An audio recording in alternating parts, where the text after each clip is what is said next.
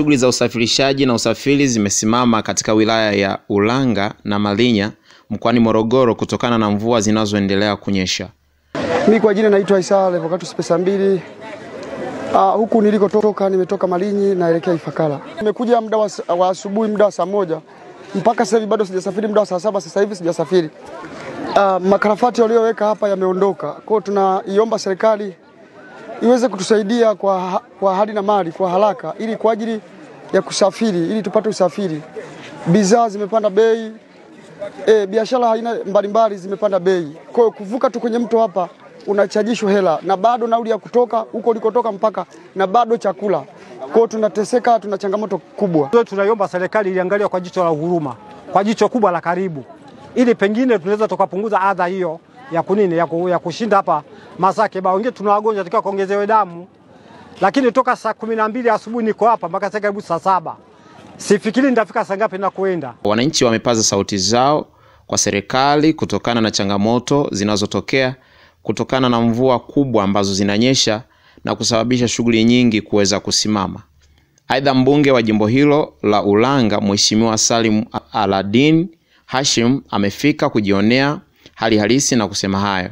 Kwa jina naitwa Salim Aladin Hashim, mbunge wa jimbo la Ulanga. Mnamo tarehe 3 mwezi wa 5 2025 nilipokea taarifa ya uharibifu uliotokea kwenye daraja ambalo linaunganisha wilaya ya Ulanga pamoja na Malinyi, ambako mvua iliyonyesha mnamo tarehe 3 usiku wa kuamkia tarehe 3 ilisababisha daraja hili kuondoka kwenye hichi kijiji cha Namhanga kwenye kata ya Lagua ambayo iko kwenye upande wa wilaya ya Ulanga, lakini daraja hili linaunganisha wilaya ya Malinyi ambako pia kuna takribani ya watu zaidi ya 150,000 na jimbo la Ulanga lina watu takribani watu 200,000.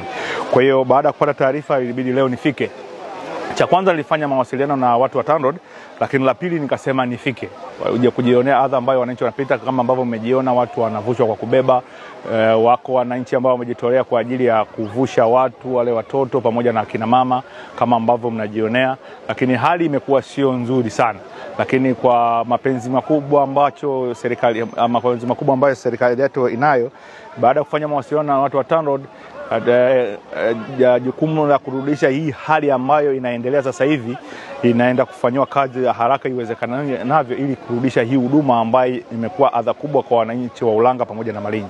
Kwa hiyo TANROADS wanafanya mchakato wa kuleta yale madaraja ya jeshi ambayo ni ya chuma, ambao ndani ya siku 10 mpaka 15 hii hali itakuwa imerudi na maisha ya watu yataendelea kuendelea. Kwa kulingana na hali ambayo inaendelea, sio tu kwamba hili daraja ndio ambayo limepata shida, lakini kuna maeneo mengine pia yamekuwa ya shida, magari yanakwama. Lakini jana ilitokea sehemu kwenye kata ya Milola maji yalikuwa yamevuka barabara, kwa hiyo nusu ya barabara imekatika kusababisha kwamba magari makubwa hayawezi kupita. Lakini haya yote tumewasiliana na watu wa TANROADS kuhakikisha kwamba tunaenda kutatua hizi changamoto katika kipindi hiki cha masika, ili wananchi wa Ulanga pamoja na Malinyi na Kilombero ili waweze kuendelea na maisha yao ya kawaida, ili kutokusababisha mfumuko wa bei wa vitu, kwa sababu barabara zinapoharibika matatizo mengi huwa yanajitokeza, hasa ni mfumuko wa bei. Lakini adha ambayo unaiona wananchi wanaipata. Kwa kifupi ni kwamba serikali yao iko makini na wanafuatilia kwa umakini, na mimi mbunge wao niko makini nafuatilia kuhakikisha kwamba haya maeneo yanafanywa kazi na kusababisha kwamba hali ya barabara inakuwa nzuri na wananchi wanaendelea kupata huduma zao kama kawaida. Daraja hili linaunganisha wilaya mbili ya Ulanga na Malinyi, ambapo imekuwa ni kitovu kikubwa cha wananchi kufanya shughuli zao za kwenda mara kwa mara, na wengine wakifanya shughuli zao mbalimbali ambazo zimeweza kuwakutanisha mahali hapo.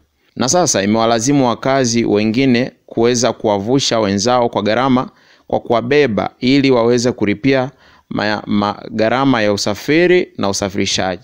Aidha, wamelalamika wananchi ya kwamba wanalipia gharama za kusafiri, lakini pia na gharama za kuvushwa katika mto huu ambao umeonekana ukisumbua hususan katika kipindi cha masika.